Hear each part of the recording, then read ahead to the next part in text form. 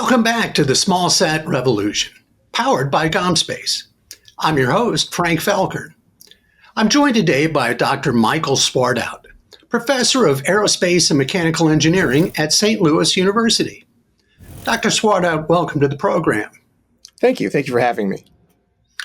It's truly a great privilege to have you here today, Mike, and I appreciate the time that you're taking out to be with us today. That's my pleasure.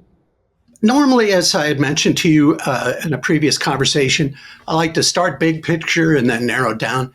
But I'm so interested in what you guys are doing there, you and your student team at the university, and the paper that you're going to present at the SmallSat Conference, that I'd like to start with that. Okay. You're presenting a paper that discusses a mission you guys are working on that involves electrostatic adhesion. And I'll just let you take it from there. What is the objective of that mission? Well, sure. So any of the projects that we're doing with our students starts out with, we'll call it workforce training. Student training as being one of the fundamental aspects of our university mission. And so at the first part, whatever we're doing, I'm looking for ways to get students directly involved in the entire design effort, from the management to the sizing to the building to the testing. In this particular case, what I think is a really exciting mission for our students is we are looking to advance the technologies, the state of the art in on-orbit proximity operations and servicing. And so fundamentally, our objective is to improve state of the art, come up with new abilities, new capabilities in that field. And to do that, we've got two external partners. One, Cambrian Works, one is Bennett Research Technologies, and in both cases, we're working with them to fly their experiments in space. Great. And I'm just extremely interested in what you are intending to test and hoping to accomplish with this electrostatic adhesion technology. Yes. So that one is the Cambrian Works experiment, and that's really the sort of the lead experiment that everything else is tied around. So Cambrian Works has, to me, a really interesting technology, electrostatic adhesion. And the basic idea is with a properly designed set of electrodes, you can stick any two things together.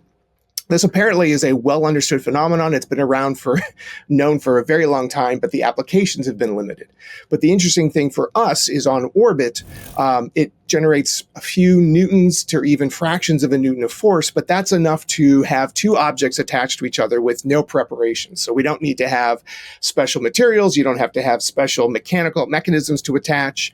Any two surfaces, any two materials can stick together if one of them is this electroadhesive attachment pad. So tell me what sort of applications this might have in orbit. Sure. So you could think with respect to this idea of on-orbit servicing, the ability to go to a spacecraft that was never designed to be serviced or used on orbit in terms of something coming up and interacting with it.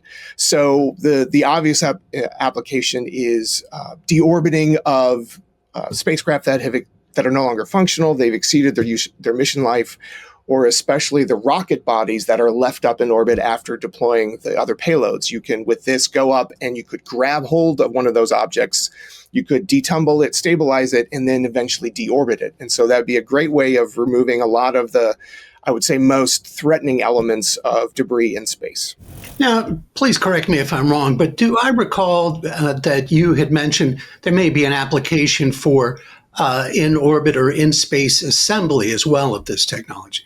Yes, thank you. So that would be the other main idea. Again, if you're trying to do in-space assembly, you have to have the ability to easily manipulate the different objects. And so again, once again, if you don't have to specially design, whether it's a strut or a solar panel, to be, to have handles, if the pad can just go up and easily attach to the surface and then move it around, you can rapidly do assembly, because now all you have to do is worry about getting the two pieces with their normal fasteners and not have to have handles or special manipulators or anything like that. It's really interesting. Now, as I recall also, this your concept of the mission is in two phases. And one of the things, there's so many things that you and I spoke about previously that I just find fascinating. So I'll try to minimize the number of cosmic rabbit holes that we go down here. But one of which was that using a layman's term, it's a big no-no to have two objects purposefully collide or even come into close proximity to each other in space. And so if you would, could you speak to why that's such a problem and how, well, and a whole other thing, I love how you go right after really big problems. I like that as well. So there's a lot of open field to run with there, Mike. So whatever you got. Yeah, let me start with the first and perhaps, well, at least within the field, obvious. There are a lot of organizations doing these missions right now. There are a lot of technologies for on-orbit capture. There are, in fact, other electroadhesive technology missions in development. So one of the main questions that we have is, as a university, what are we contributing? What are we doing that's new or novel that isn't being taken on by a lot of the other programs? And so the first thing that our students and I did was we sat down and we looked at really the state of the art. What's being done? What's being proposed to do? And is there anything that we can do that's worth doing? And as you noted, one of the things that we observed really in two dimensions. First of all, most of the programs that are trying to do demonstrations in on-orbit servicing or capture are large or expensive. And then the other thing is typically a lot of the experiments don't get up to the point of contact. And as you had noted, there's a risk involved. And again, some of it is just historically, we do our best to avoid having objects impact each other in space. You can generate secondary debris. You can have unintended consequences where one of them will get thrown off course. And again, they tend to be rather fragile. And so it is a no-no. What we thought we could contribute in terms of from a university perspective is the idea that because we are providing both sides of this equation, we're not trying to go and capture someone else's spacecraft. We're not trying to approach someone else's rocket body, but we're approaching our own. That gives us a lot more freedom in terms of how each element in this mission works. And so for us, what we're going to be doing is we're going to be carrying our own. We call them objectives because target has negative implications. So we're carrying our own objectives. We're releasing them on orbit. They're going to expand to a larger size to make it easier for us to find them, track them, and then eventually have them deorbit naturally on their own. Then we're going to maneuver our own chaser spacecraft to go and attach to the objectives. And as you said, when I think one of the things that we have in terms of the freedom is that we can be more deliberate in terms of, no, we're going to try to bump into each other. And the thing that gets me excited about the electrostatic adhesion is that it is a very robust attachment technology. As I already said, I don't need to have a prepared surface. So I can just have an inert object with all kinds of different sizes and shapes, and I can just bump into it and it's going to stick. And so that, again, that freedom, it's not reckless because we are not taking chances. We're not going to cause damage. We're not going to cause extra debris based on how we designed our vehicle. But we can have that appearance of recklessness, which is, no, we're just going to line up and we're going to bump into it. The last thing I'll say before I take a breath is that also greatly simplifies what our students are expected to do. Because if all I need to do is line up the objective in my sights and move towards it, the flight control systems, the navigation systems, the sensor systems are about as simple as you can get on orbit. And so again, that makes it much more likely that we as a student group can pull that off. That's great. I'm so interested in what you're doing. And I will come back to something you had told me earlier about sort of the risk tolerance and risk profile of a university mission as opposed to government or military or commercial. But I want to touch on for a moment how your collaboration with Cambrian Works came together, how it was initiated. I think that's a great story. So it's all thanks to the SmallSat Conference. And in fact, if you look at a lot of the innovations that have come from this industry, it is chance meetings at the Conference on Small Satellites. Used to be in Logan, now will be in Salt Lake City.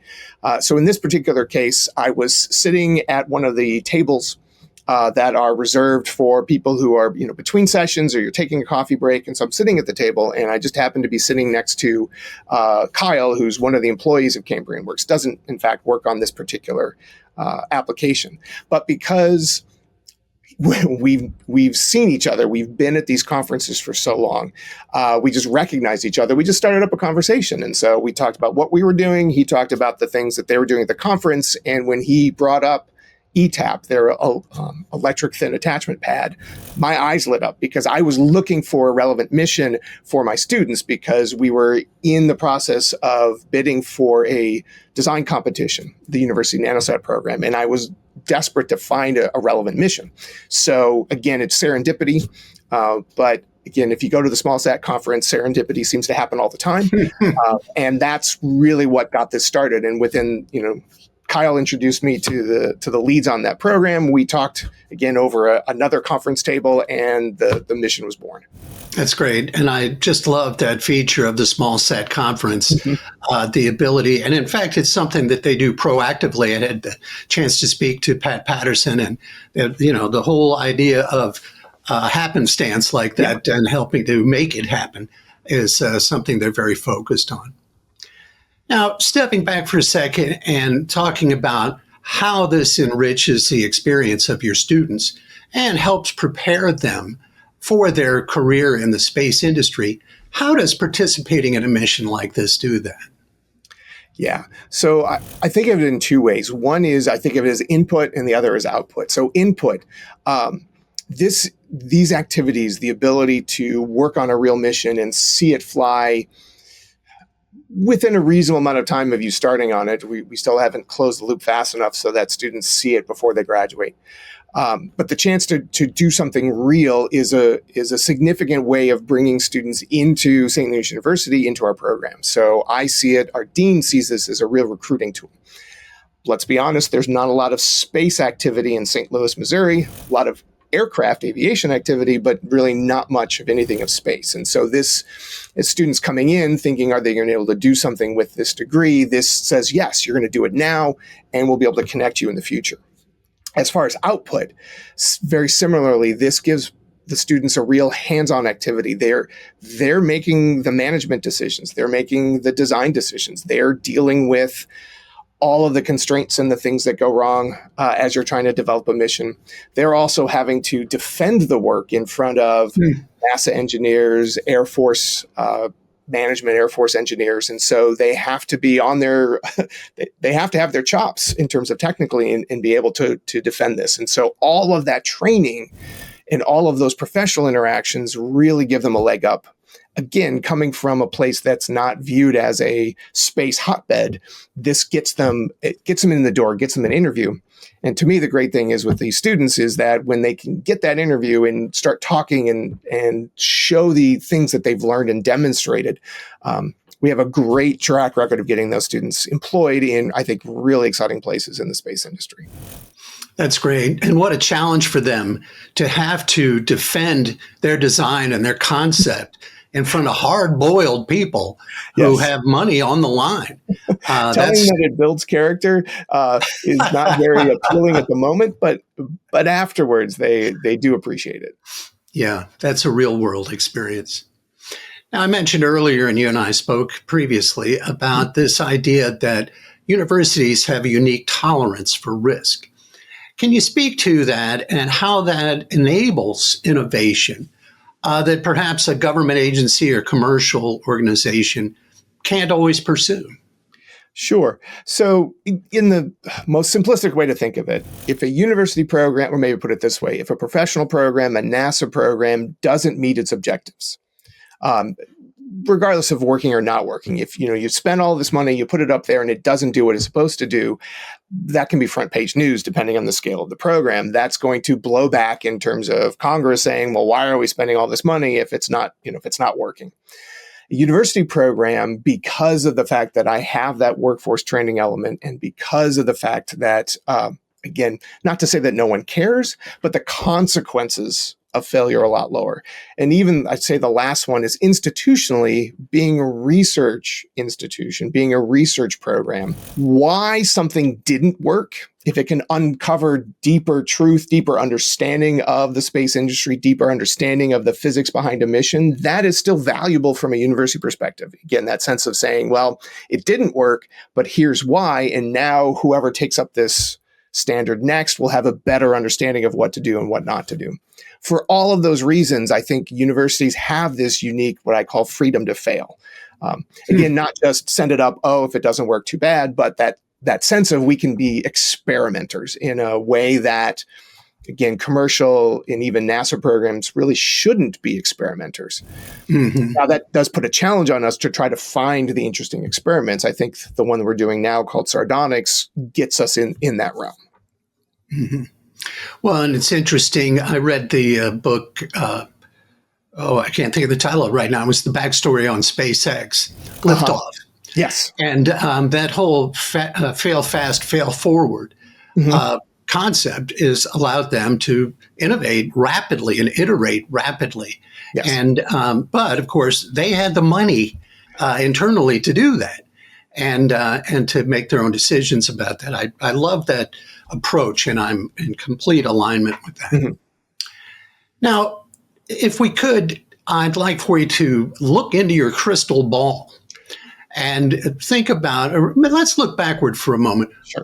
Are there any innovations or changes in the industry structure that you've seen just in the last 3 to 5 years that you think are important, noteworthy, or surprising? Yeah. So and I'd be careful to make the inside baseball. You're getting an academic to talk about the things that are, deeply interesting to him. So if you have 2.5 hours, I will gladly fill it. But I suspect the audience doesn't really want that. So really briefly, within my lifetime, and it's funny to say that, but within my educational lifetime, we have gone from the point where these small satellites, these secondary satellites, were viewed as a risk. They were a threat to everything else up on there. They were going to be debris, or they were going to, if they were being flown as a piggyback on a larger rocket, they were going to damage the primary payload. They were in the way and they weren't worth flying. Now, and especially in the last 5 years, that's no longer the case. It is assumed that rockets will be launching and carrying secondary spacecraft with them. And in fact, SpaceX has a minor business in flying only small satellites where they cram 100 or more onto the same launch. So we've gone from the point where, again, far from being risks, they're now viewed as a revenue source to fly all of these secondary spacecraft. And even the other shift that we're seeing, getting a little inside baseball, is the container, the CubeSat, which was a university invention, by the way, never viewed as being an enabling commercial opportunity. This was a way for university programs to build, get approval for launch, and turn that around quickly.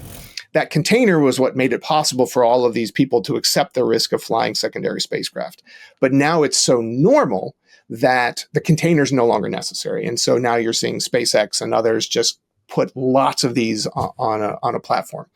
Again, even 5 years ago, that was kind of eye-opening, and now it's normal. Again, you can't keep up with how many rockets are carrying dozens of spacecraft and releasing them on orbit, and all of the commercial and research opportunities that enables are actually, I have a hard time or an impossible time keeping up with it.